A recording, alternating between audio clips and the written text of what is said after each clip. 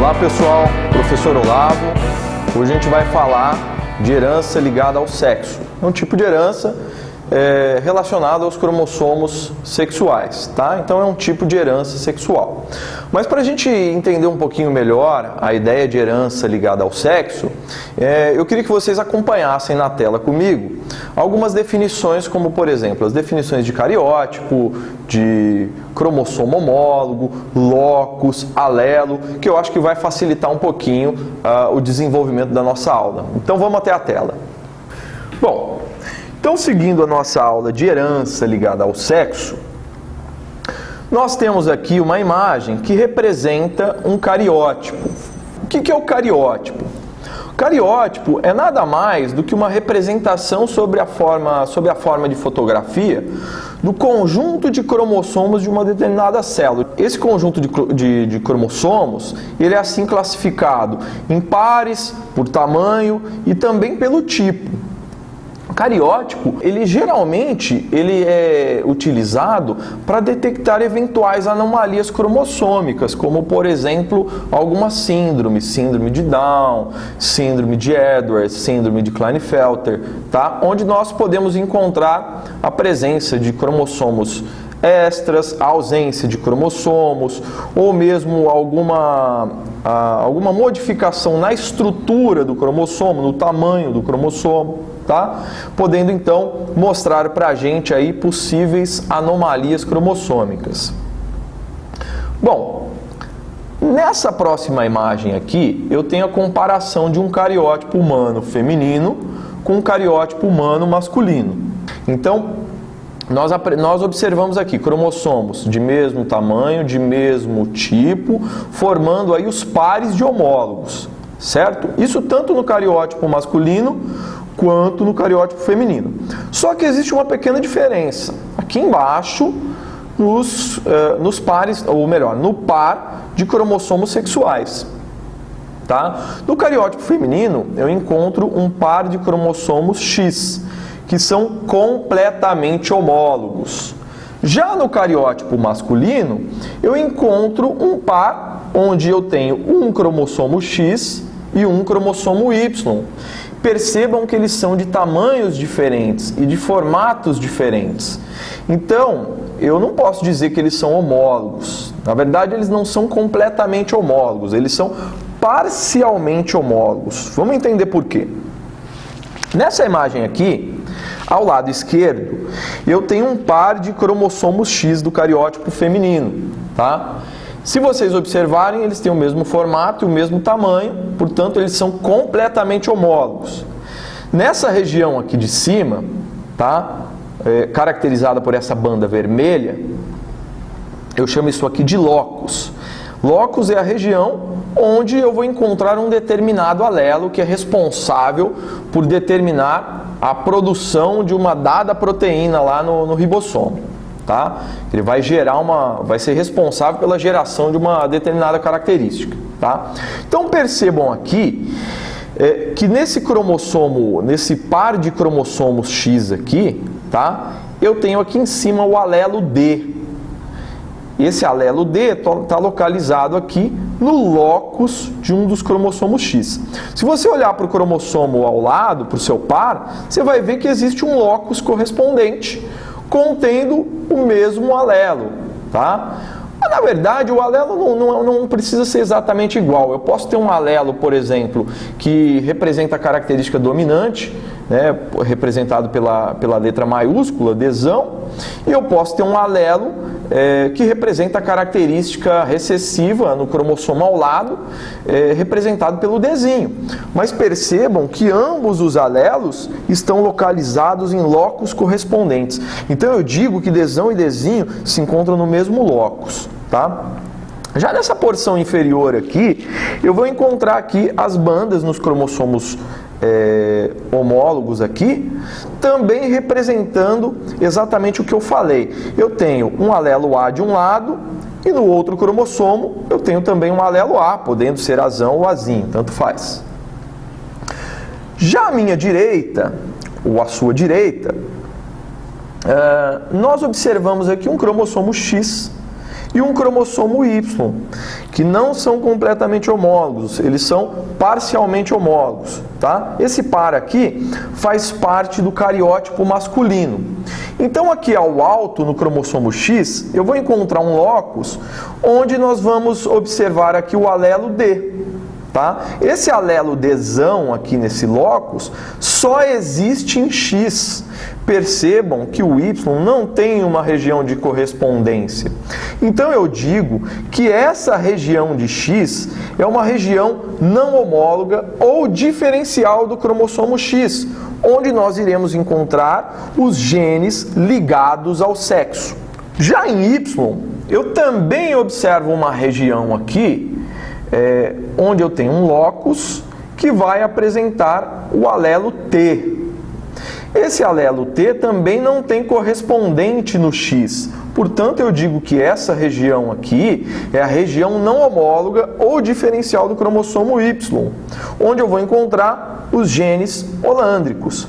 Só que X e Y apresentam regiões de homologia, tá? Por exemplo, essa porção amarelada aqui, onde eu tenho a correspondência dessas bandas aqui. Eu vou encontrar, por exemplo, o alelo A no cromossomo X e eu vou encontrar também o alelo A no cromossomo Y ao lado aqui.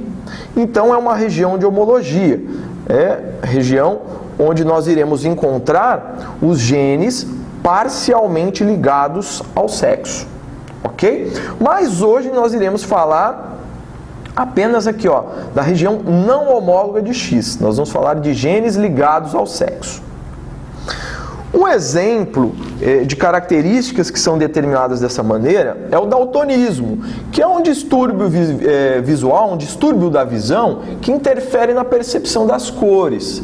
O daltonismo ele tem como principal característica a dificuldade para distinguir o vermelho e o verde, com menos frequência o azul e o amarelo, tá? Entretanto, em situações mais raras, eu posso encontrar aí casos de visão acromática, ou seja, né, onde o indivíduo só consegue enxergar aí tons de cinza, tá? De cinza e o preto, ok?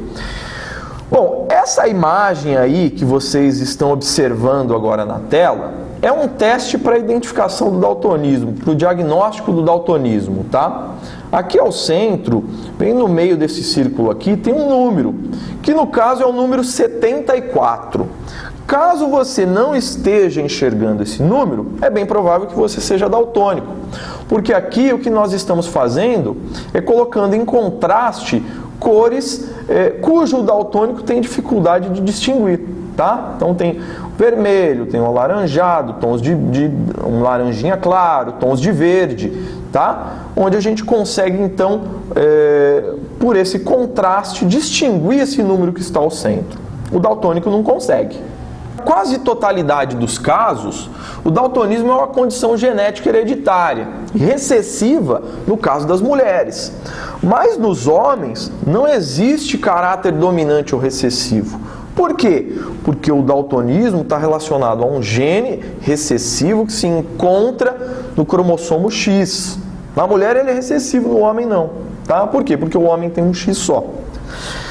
Bom, o que acontece? Tá? Quando eu tenho esse gene do daltonismo, esse gene ele vai causar uma alteração no pigmento de células, de algumas células, que são chamadas de cones. São células que se encontram lá na retina dos nossos olhos, tá? Numa camada do nosso globo ocular, que é chamado de retina.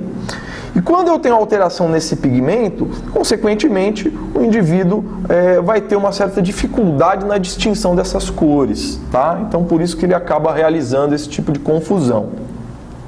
Bom, entendendo o que é o daltonismo, vamos dar um pulinho lá de volta à lousa para a gente elucidar um pouco mais. Os homens, nós podemos observar aqui que o gene Dzão, ou mesmo o gene Dzinho, tá? Eles só ocorrem no cromossomo X. O Y não tem essa região de correspondência, onde eu tenho um locus correspondente. Então, nos homens, eu tenho XDzão e XDzão Y ou XDzinho Y. O XDzão representa a normalidade. Já o XDzinho, o daltonismo. Então, eu digo que o homem não é dominante nem recessivo, por quê? Porque não existe nem homozigoto, nem heterozigoto para essa característica, tá? O homem é apenas XDzão ou XDzinho. XDzão Y ou XDzinho Y. Eu digo que essa condição é uma condição de hemizigose. Não existe homozigose nem heterozigose. O homem é um hemizigoto. Já a mulher pode ser homozigota dominante, homozigota recessiva ou heterozigota. Como eu já havia dito para vocês, o daltonismo é recessivo na mulher. Por quê? Porque o Dzão caracteriza a normalidade. E o Dzão-Dzinho, que é o heterozigoto, também caracteriza a normalidade. Então o Dzão domina o Dzinho, tá? Então Dzão e Dzão-Dzinho nas mulheres, normal. Já o homozigoto recessivo, Dzinho, caracteriza o daltonismo na mulher. Então é uma característica recessiva. O daltonismo é recessivo nas mulheres. Com isso a gente pode concluir que é muito mais difícil a gente encontrar uma mulher daltônica do que um homem daltônico pela própria condição de recessividade. Para terminar a aula, eu coloquei aqui um exercício onde eu vou resolver junto com vocês. Tá? Eu tenho aqui, ó, como exemplo, um pai daltônico e uma mãe normal. Esse casal teve um filho do sexo masculino também daltônico e uma filha daltônica também, tá? Um filho e uma filha, ambos daltônicos. Eu pergunto para vocês, essa condição de daltonismo do filho é uma condição que foi determinada exclusivamente pelo pai, que foi determinada exclusivamente pela mãe, ou que foi determinada por genes de ambos os genitores?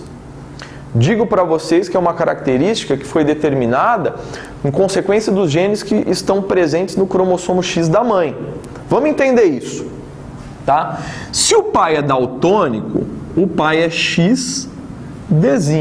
O Y, lembra lá que o Y não apresenta correspondência desse alelo. A mãe normal apresenta um XDzão e o outro X ainda é uma incógnita. Eu não sei se é Dzão ou se é Dzinho. Só que tem um detalhe, tem um filho do sexo masculino que é daltônico. É um filho XDzinho Y. Bom, o Y do filho, ele foi herdado a partir do seu pai. Portanto, esse X aqui, esse XDzinho, só pode ter vindo de sua mãe. Então eu descobri aqui que a mãe é uma normal portadora, é uma heterozigota. Agora, no caso da filha, que é uma XDzinho, o fato dela ser daltônica é uma característica que vem como consequência tanto de genes que estão no cromossomo do pai quanto no cromossomo da mãe. Por quê? Porque um X veio do pai e o outro X veio da mãe. Então, para que ocorra uma filha daltônica, eu preciso de um gene que venha do pai e de outro gene que venha da mãe. Portanto, quando uma moça, uma mulher, uma menina é daltônica, pode-se concluir que o pai dela também é daltônico. Porque um X tem que vir do pai. E o pai, com apenas um XDzinho, já é daltônico. Tá? Agora, quando nós encontramos um homem daltônico, um menino daltônico, pode-se concluir que essa característica do daltonismo é culpa da sua mãe. Foi a mãe quem mandou o gene do daltonismo para ele. Por quê? Porque o pai é indiferente ele ser daltônico ou normal. O pai vai mandar o Y. Então o pai não manda nenhum tipo de gene que está relacionado a essa condição hereditária. Quem manda o XDzinho é a mãe. Ok, pessoal? Espero que vocês tenham gostado da aula. Hoje eu fico por aqui. Aguardo vocês aí na nossa próxima videoaula. Tchau!